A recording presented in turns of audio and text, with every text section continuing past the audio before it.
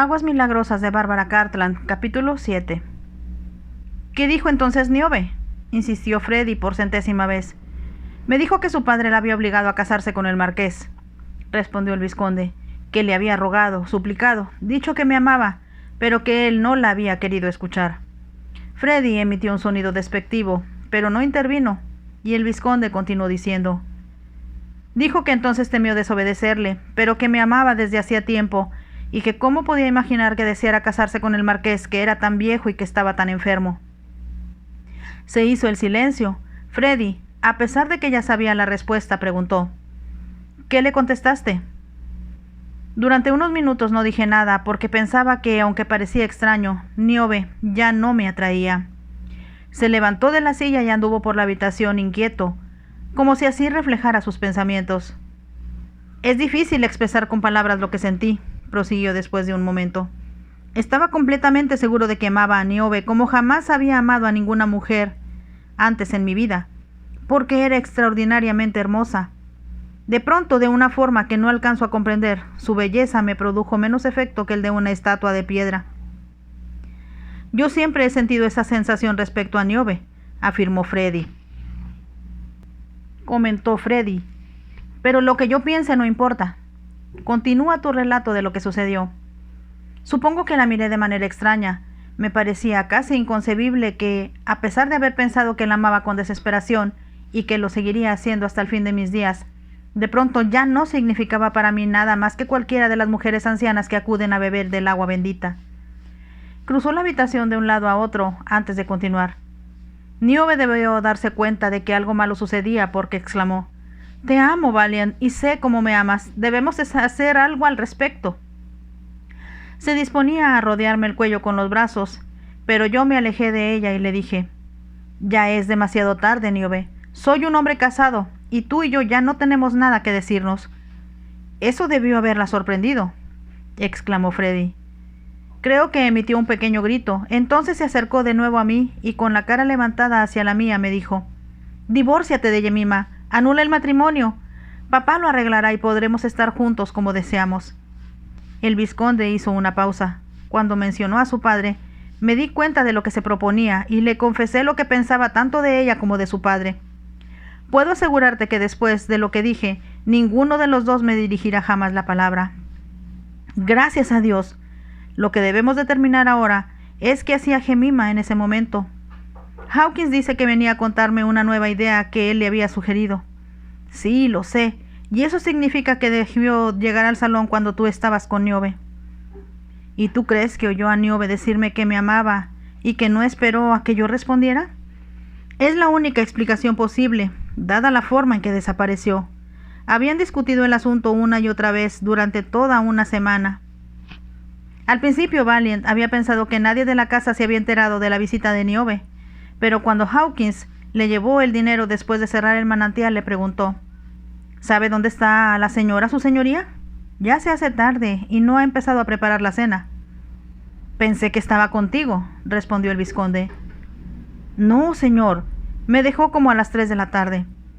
Supongo que se ha echado un poco y no se ha dado cuenta de la hora.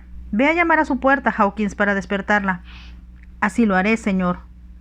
Pocos minutos después, Hawkins volvió para informar que Jemima no estaba en su dormitorio y que no la encontraba por ninguna parte de la casa. El vizconde no se inquietó. Había llegado el periódico y se sentó a leerlo para enterarse de lo que sucedía en Londres. Mientras pensaba que no contaría a Jemima la visita de su prima, pero sí a Freddy con todos los detalles. Sin embargo, no pudo concentrarse en la lectura. Meditaba sobre lo extraño que resultaba que de pronto, sin ninguna razón aparente, Niobe ya no le atrajera en lo más mínimo. Había pensado en ella casi continuamente, después con menos frecuencia porque estaba muy ocupado, y siempre le había parecido rodeada de una aureola de atracción irresistible. Pero ese día la había visto ordinaria, casi corriente, y aunque todavía estaba dispuesta a reconocer que era muy bella, su belleza ya no le atraía. ¿Cómo ha podido ocurrir esto de pronto?, se preguntó, y esperó que Freddy encontrara la explicación. Cuando Freddy volvió al día siguiente, vio al vizconde molesto, irritado y a la vez preocupado por Jemima. «Ha desaparecido, Freddy. Anoche no hizo la cena, no ha dormido aquí y nadie tiene la menor idea de lo que ha podido sucederle. Freddy dedujo por lo que Hawkins dijo que cuando Jemima llegó al salón debió darse cuenta de que Niobe estaba dentro. Cuando oyó el relato del vizconde de lo que había sucedido, comprendió que por eso se había ido, aunque le extrañó que no se hubiera quedado a enfrentarse con la situación. Entonces los dos se dieron cuenta de que no tenían la menor idea de a dónde podía estar. ¿Cuánto dinero llevaba consigo?, preguntó Freddy. No lo sé, respondió el vizconde. Supongo que las 2 guineas que llevaba al salir de la casa de su tío, y además, había cogido parte del dinero que ganamos el primer día en el manantial para pagar la cuenta de la tienda de la aldea. ¿Qué ha sido del resto? He pagado a Hawkins su salario y las cuentas de las botellas y los materiales que necesitamos para las reparaciones. El resto está en mi escritorio. Eso significa que Jemima no ha podido ir muy lejos. ¿Tiene otros familiares aparte de Sir Aylmer? Podemos estar seguros de que no se ha ido con su tío, afirmó el vizconde. Y el día que nos conocimos me dijo que si recurriera a cualquiera de otro de sus familiares, le tendrían demasiado miedo a él para aceptarla. Entonces, ¿dónde demonios está escondida? He tratado de repasar en mi mente todo lo que me dijo. Jamás mencionó una amiga, ni alguna vieja niñera o institutriz por quien tuviera afecto. No podemos ir a Londres y recorrer las calles en su busca, comentó Freddy desalentado. Es lo que pensaba anoche cuando no podía dormir, admitió el vizconde. ¿Crees que debemos preguntar a Sir Aylmer si ha sabido algo de ella? Estoy completamente seguro de que es el último hombre de la tierra a quien ella recurriría en busca de protección. Ya sabes cómo la trató, y de todas maneras, si oyó lo que te decía Niobe, no es probable que ella misma se pusiera a merced de su prima. No, por supuesto que no. ¿Pero qué podemos hacer? ¿Dónde podemos buscarla? Era una pregunta que repetía día tras día, mientras Freddy y él esperaban que Jemima volviera. Estaban de acuerdo en que sería un gran error que alguien, con excepción de ellos mismos, se diera cuenta de que ella ya no estaba allí. Cuando los vecinos iban a beber agua del manantial y pedían entrar en la casa, el vizconde decía que su esposa estaba descansando o que había salido, y prometía que en la visita siguiente ella estaría encantada de conocerlos. No podemos seguir así, afirmó Freddy alterado. El tiempo transcurría con exasperante lentitud, y nada parecía ser igual sin la presencia de Jemima. La popularidad del manantial aumentaba, en lugar de disminuir, pero el vizconde había dejado de emocionarse por el dinero que ganaba, y varias noches ni siquiera se molestó en contarlo. La diferencia en la comida era muy notoria. A pesar de los jamones y patés que Freddy traía de su casa, y hasta el champán que bebían mientras hablaban de Jemima, parecía menos bueno que el pasado. «Tenemos que hacer algo», dijo de pronto Valiant. «Voy a contratar a los detectives de la calle Bow». Freddy iba a contestarle cuando entró Hawkins. «Siento no haberle entregado esto antes, señor, pero estaba tan ocupado en el manantial que no he podido alejarme de allí». «¿Qué es, Hawkins?» «Una carta, señor». «Supongo que será otra invitación», comentó el vizconde mientras la cogía de manos de su ayudante. «Dios sabe qué pretexto tendré que poner esta vez para justificar que Jemima y yo no aceptemos una cena más de nuestros hospitalarios vecinos». «Quieren conocerla tanto como nosotros encontrarla», respondió Freddy. «Perdone, señor», interrumpió Hawkins, «pero Emily está aquí y he pensado que su señoría podría hablar con ella». «¿Emily?», preguntó el vizconde. «La doncella que trabajaba para nosotros en la casa de la plaza Berkeley. El señor Rosebrook la contrató cuando nosotros nos vinimos». «Oh, sí, Emily. Por supuesto que me gustaría verla y saber lo que sucede en Londres». «¿Qué hace aquí si trabaja para los Rosebrook?», preguntó Freddy. «Sus padres viven en la aldea, señor», explicó Hawkins, «y Emily ha venido a la casa en cuanto ha llegado, con la esperanza de ver a la señora. Le tiene mucho afecto». El vizconde dirigió una mirada muy significativa a Freddy antes de decir: «La recibiré dentro de un momento, Hawkins. Mientras, ofrécele una taza de té». «Me ha ayudado en el manantial, señor, pero ahora que está cerrado comeremos algo». «En cuanto terminen, trae a Emily», ordenó el vizconde. «Muy bien, señor». «Me pregunto», dijo el vizconde en cuanto se cerró la puerta, «si Emily tendrá idea de a dónde ha podido ir Jemima». «Eso mismo pensaba», declaró Freddy. «Recuerdo que a Jemima le agradaba a Emily, los Kingston no, y con razón». Mientras hablaba, abrió la carta y empezó a leerla, y no pudo evitar una exclamación ahogada. «Oh, Dios mío, no puede ser verdad». «¿Qué pasa?». preguntó Freddy.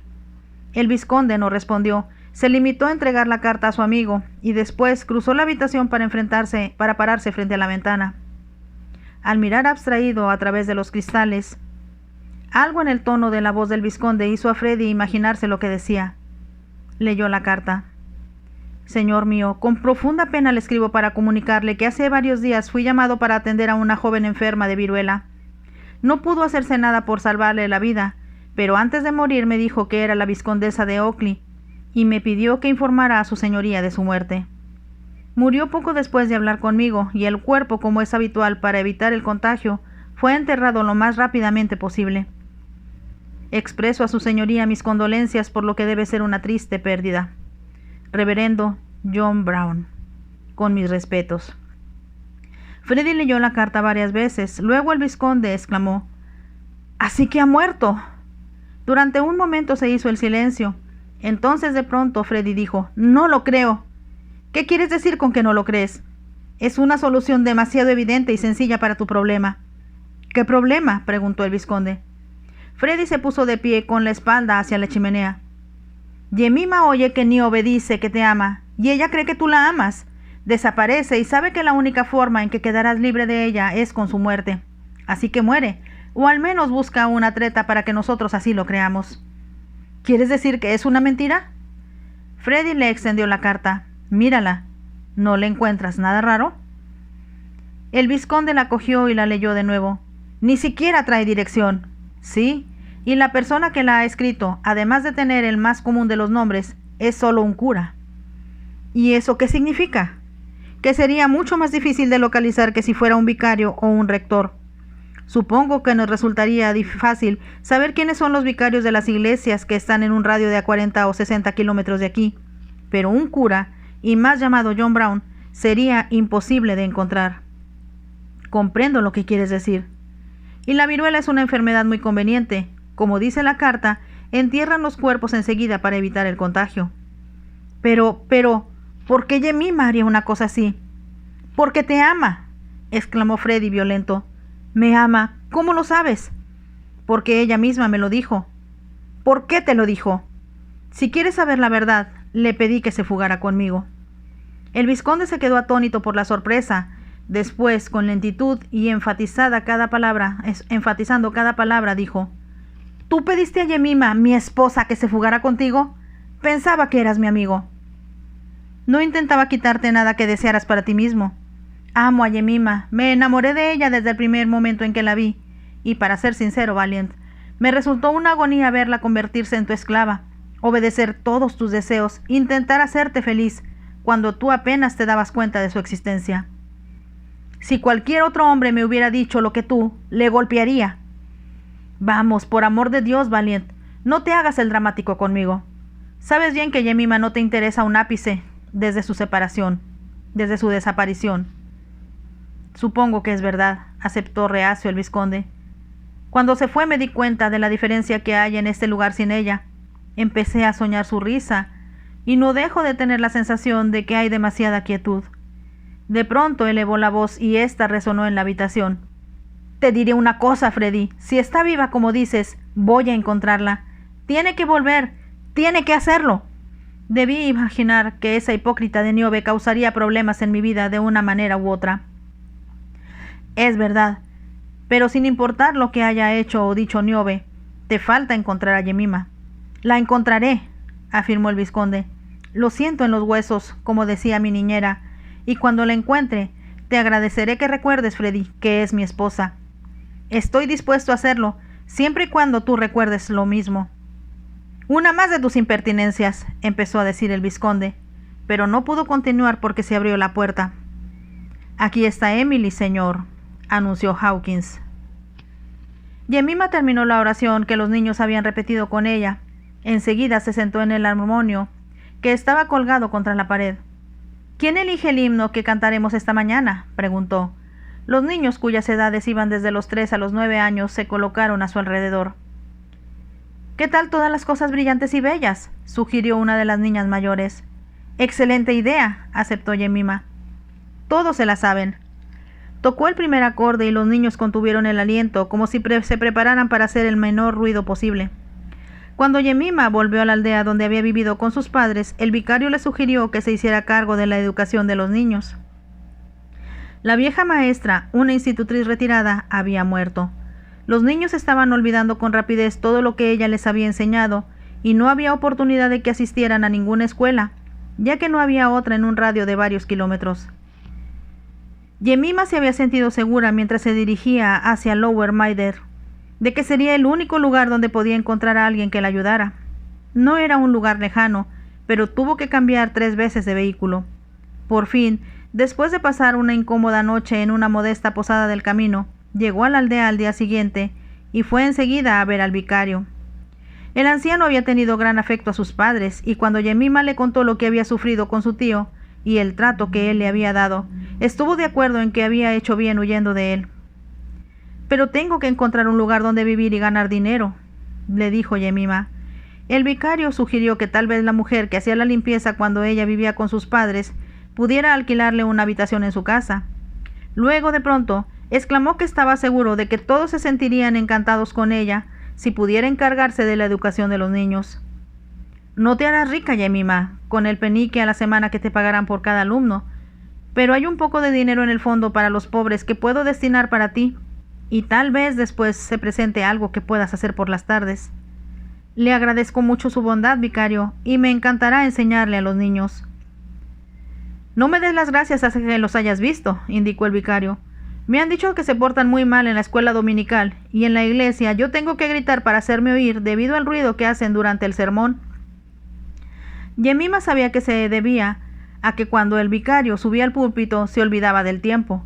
Los adultos de la congregación solían dormirse, pero los niños se dedicaban a hacer travesuras.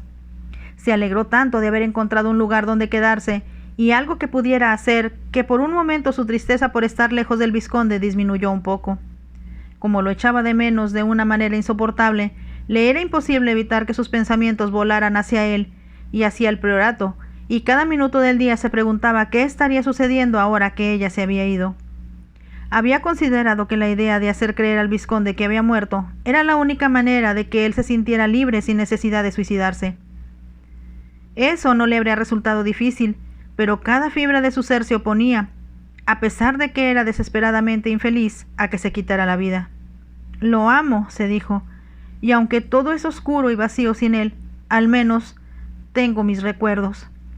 Recuerdos de lo que le había dicho, de su imagen y de ese momento mágico en que la había cogido en sus brazos como a una niña, y después de hacerla girar, la había besado en ambas mejillas y en los labios. Sabía bien que para él no había significado nada, pero para ella era algo que jamás podría olvidar. Aquel beso estaba grabado en su corazón de tal forma que, sin importar lo que sucediera en el futuro, sería suyo para siempre. No le resultó tan difícil soportar los días porque tenía mucho que hacer, y fue casi como estar de nuevo en el priorato, pues tuvo que limpiar a fondo la escuela que estaba detrás de la vicaría y que desde la muerte de la maestra se había utilizado como bodega. Estaba cubierta de polvo, llena de telarañas, y había gran cantidad de cosas inservibles, instrumentos de jardinería, latas y otros enseres que hubo que sacar antes de empezar a limpiar. No había nadie que ayudara a Yemima, porque el vicario, que era viudo, solo había contratado como ama de llaves a una vieja mujer que apenas podía cumplir sus propias obligaciones. Yemima podía haber pedido ayuda a los padres de sus futuros alumnos, pero no deseaba tener tiempo para pensar, y encontró que el trabajo le permitía, al menos durante algunos minutos, olvidarse del vizconde. Además, terminaba tan cansada que conseguía conciliar el sueño en cuanto se metía en la cama.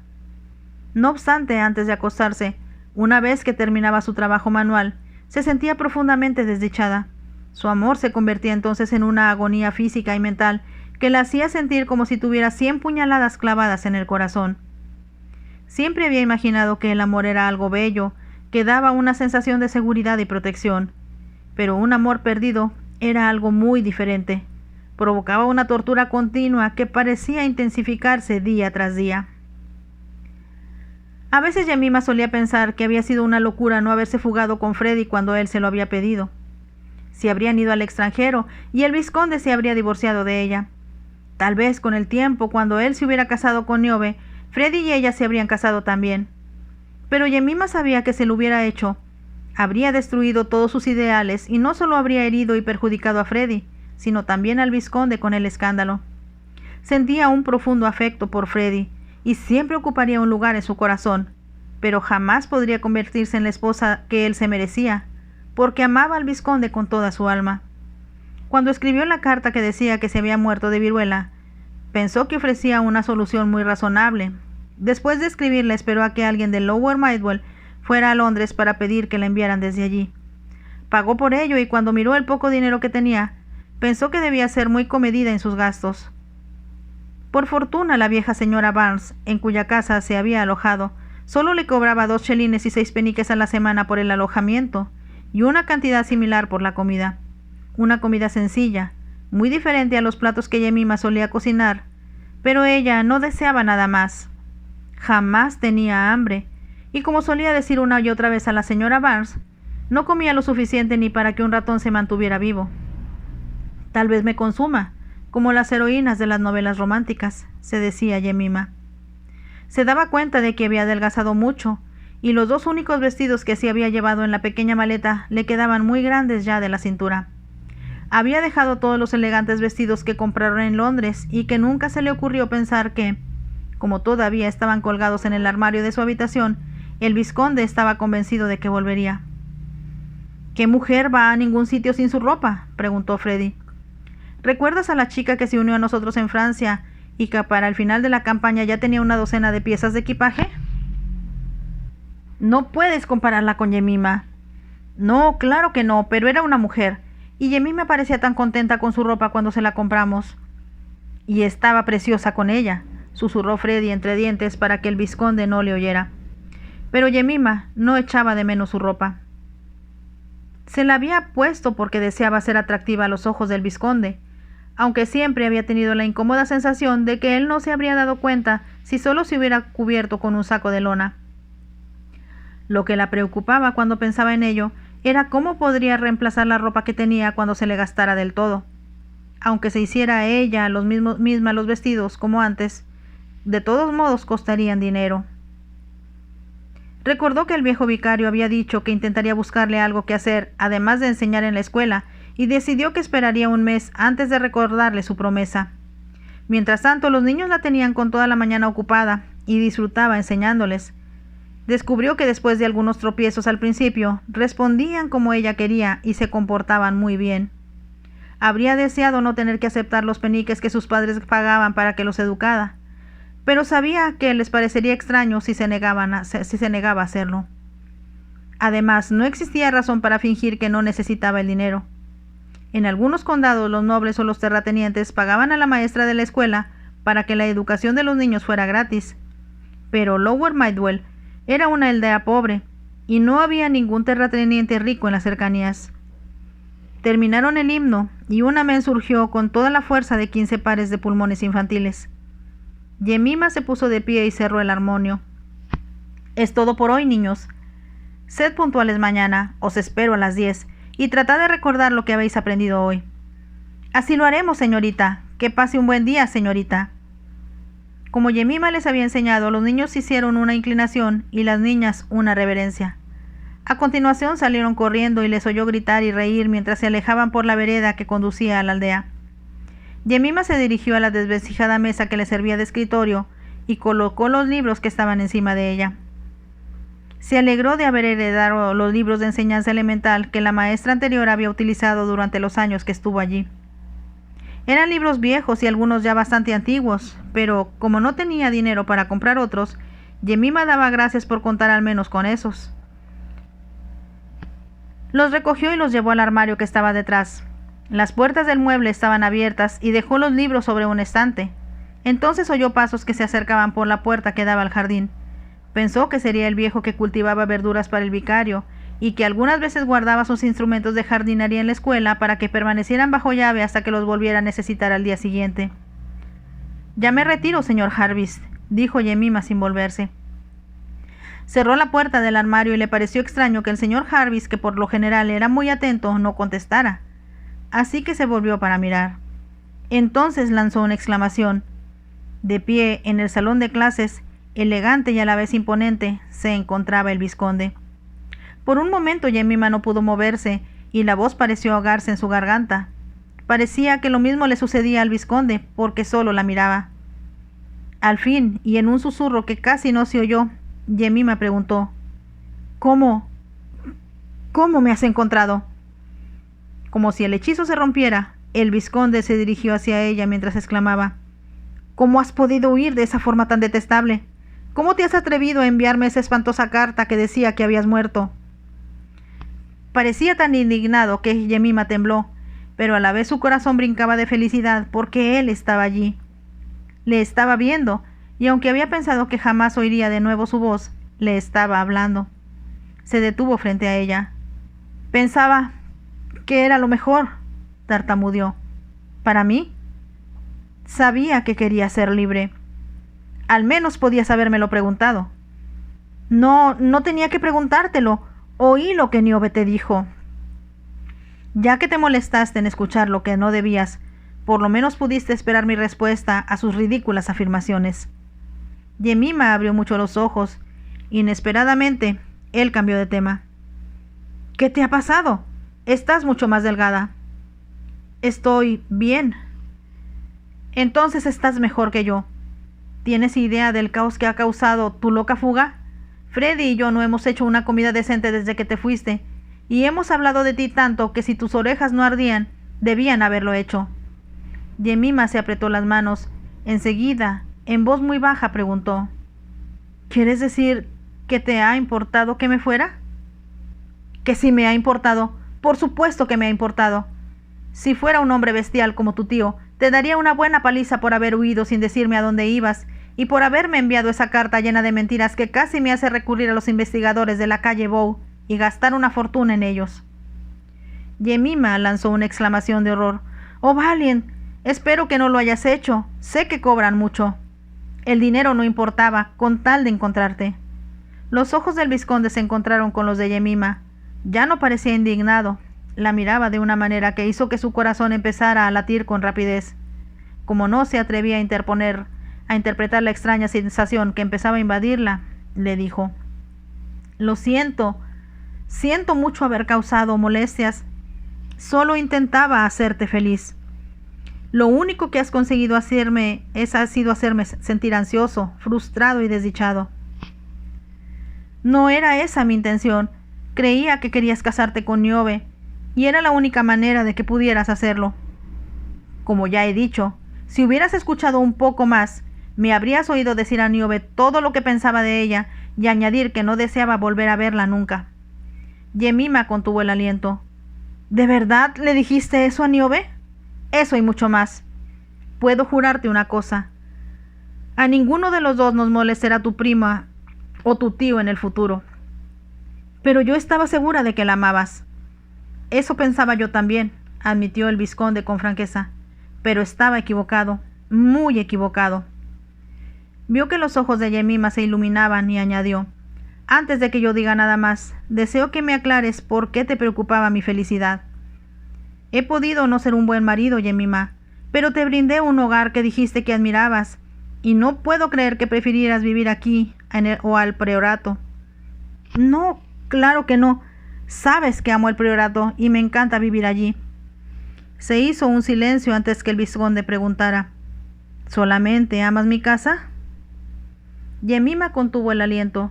Luego bajó la vista y él advirtió cómo el rubor teñía sus pálidas mejillas. «Quiero que contestes a esa pregunta, Jemima, y es muy importante que seas sincera». Sintió que la recorría un estremecimiento. Entonces, como asustada por la pregunta, se alejó de él temblorosa. El vizconde extendió un brazo y la detuvo. «Respóndeme, Jemima, respóndeme. Dime qué más amas además de mi casa». Había en su voz una nota de emoción que pareció vibrar a través de ella. Con lentitud, levantó la mirada hacia él y vio una expresión que hizo dar un vuelco a su corazón. Él se acercó más a su lado. «Dímelo, por favor, Jemima, dímelo», le suplicó. «Deseo oírtelo decir». «Yo te amo». Las palabras eran tan suaves que apenas pudo escucharlas. «Es lo que deseaba que dijeras», exclamó el vizconde. «Porque, querida mía, aunque sea un poco tarde para decirlo, yo también te amo». Mientras hablaba, la acercó hacia él y sus labios se posaron sobre los de ella. A Yemima le pareció que los cielos se abrían y surgía la música de un coro celestial, mientras que la luz del sol, la luna y las estrellas se fundían para envolverla gloriosamente más allá de las palabras.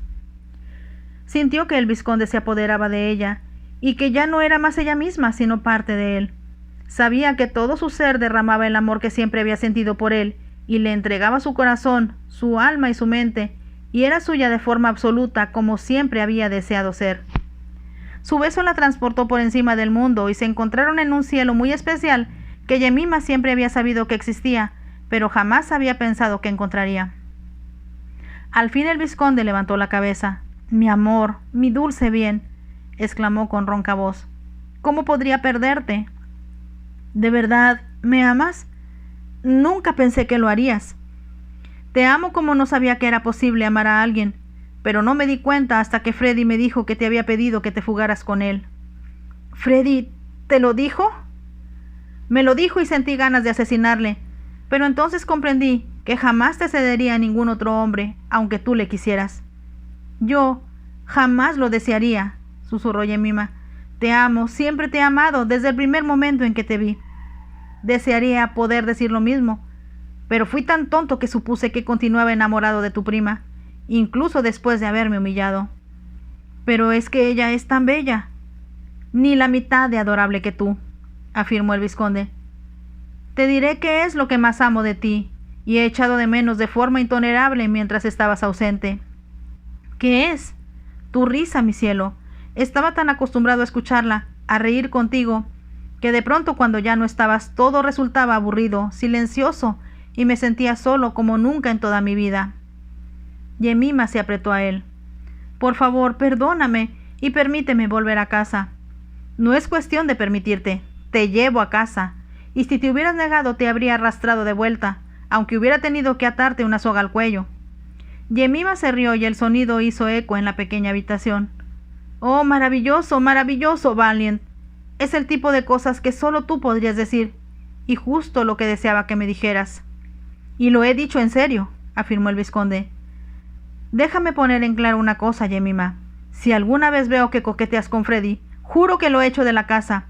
Eres mi esposa y no voy a permitir que lo olvides». «Como si pudiera hacerlo. Te amo, Valiant. Te amo tanto que ahora estoy de nuevo contigo, y todo el mundo me parece hermoso y lleno de felicidad. Deseaba que te sintieras así. Pero ahora, por amor de Dios, vámonos a casa. Cada vez llega más gente al manantial, y no dejamos de enviar a comprar botellas a Londres. Tenemos docenas de invitaciones para cenar con gente del condado. Estoy harto de tener que arreglarlo yo todo solo». «Ya no lo harás más. Oh, mi amor, mi querido Valiant. ¿Es verdad que puedo volver al priorato y estar contigo?» «Por supuesto que vuelves. No pienso perder más tiempo en hablar de ello. ¿Tienes sombrero o algo parecido?» Miró a su alrededor y Yemima se rió. «Tendré que ir a la casa donde vivo para recoger mis cosas y dar gracias a la señora Barnes por haberme aceptado». «Bueno, pero date prisa. Supongo que has venido en el carruaje de Freddy».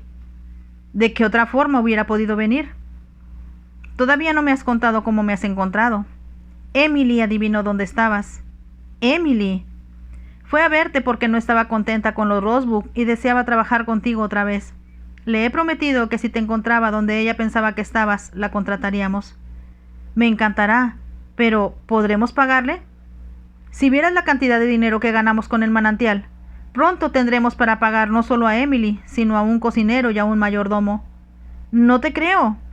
«Es verdad. El manantial ha causado sensación, pero no he podido disfrutar del éxito porque estaba preocupado por ti. Debo volver enseguida. Supongo que Emily recordó que le hablé de mis padres y lo felices que fuimos en Lower Mydale antes de que yo tuviera que irme». «Exactamente. Así que cumpliré mi promesa y la contrataremos». Yemima sonrió y él continuó. «Pero hay otra persona que voy a contratar para el resto de mi vida y jamás podrá renunciar». Yemima lanzó una risita de intensa felicidad. «Nunca desearé dejarte. Oh, Valiant, si supieras lo desdichada que he sido sin ti, y lo asustada que me sentía al pensar en el futuro. Si has sufrido, tú misma has tenido la culpa». Su intención era parecer severo, pero su voz era tierna, y como si no pudiera contenerse más, abrazó de nuevo a Yemima y la apretó con fuerza. «Te amo», le dijo, «y es algo que deseo repetir una y otra vez cada minuto, cada segundo del día, hasta que estés segura de ello. Eres mía, Yemima, y no puedo vivir sin ti». «Deseaba tanto que me lo dijeras, pero pensaba que jamás lo escucharía. Mi amor, solo quisiera que fuéramos ricos para que pudieras comprar todo lo que deseas. Ahora tengo todo lo que deseo. Te resultará difícil creerlo, Yemima, pero cuando me dirigía hacia aquí pensaba que ser tan pobre contigo es mucho más divertido que ser rico». «¿De verdad lo crees así?» «En serio. Lo mejor de mi vida ha sido volver habitable el priorato, abrir el manantial y hasta cargar esos sacos de grava como me obligaste a hacer». De pronto apretó la boca con tal fuerza que casi la dejó sin respiración. «Ámame», le ordenó. «Quiero tu amor, y ahora sé que es lo único que deseo en el mundo». «Sabes que te amo», respondió Yemima. Pensó que la besaría, pero él dijo: «Todo ha sido una emocionante y excitante aventura, como dijiste que sería, y todavía nos queda mucho que hacer en el futuro, pero todo será maravilloso porque lo haremos juntos». Al decir aquello inclinó la cabeza y la besó apasionado, exigente y posesivo. Ella descubrió que ahora sus labios tenían un fuego que antes no había en ellos, y sintió que una pequeña llama en su interior respondía ante él. Resultaba una sensación tan excitante y emocionante que comprendió que se trataba de la otra parte del amor que ella añoraba y que también era parte de Dios. te amo», dijo ella, primero en su corazón y después en voz alta, cuando él dejó sus labios libres. «Y yo también te amo. Por amor de Dios, vámonos a casa para que pueda amarte como es debido. Ya hemos desperdiciado mucho tiempo». La soltó mientras hablaba, la cogió de la mano y empezó a conducirla hacia la puerta. «Vámonos rápido». Mientras amaban por la vereda, tan deprisa que ella casi tenía que correr para mantenerse a su altura, Yemima vio el carruaje que los esperaba en el camino. «Pero Valiant, debo decirle a la señora, nos vamos a casa», afirmó el vizconde. Cuando llegaron al carruaje la levantó en brazos para acomodarla en el asiento. Después sacó una moneda de su bolsillo y se la entregó al chiquillo que había sujetado los caballos. Subió e hizo restellar el látigo. Los animales iniciaron la marcha y las ruedas al girar levantaron una nube de polvo. Entonces Yemima exclamó: «¡Mi ropa! Y debo decir al vicario a dónde voy». «Yo te llevo a casa». El vizconde se volvió para mirarla y añadió: «A casa, mi adorable esposa, que es el lugar al cual perteneces». Mientras Yemima se reía de su comportamiento, que era tan ridículo y a la vez tan maravilloso, él se inclinó y sus labios salvajes y posesivos se apoderaron de nuevo de los de ella. Fin. Como pueden ver, llegamos al fin de esta maravillosa novela, Las aguas milagrosas de Bárbara Cartland. Espero que la hayan disfrutado. Si es así, déjenme un like, suscríbanse al canal y nos vemos en la siguiente novela. Bye.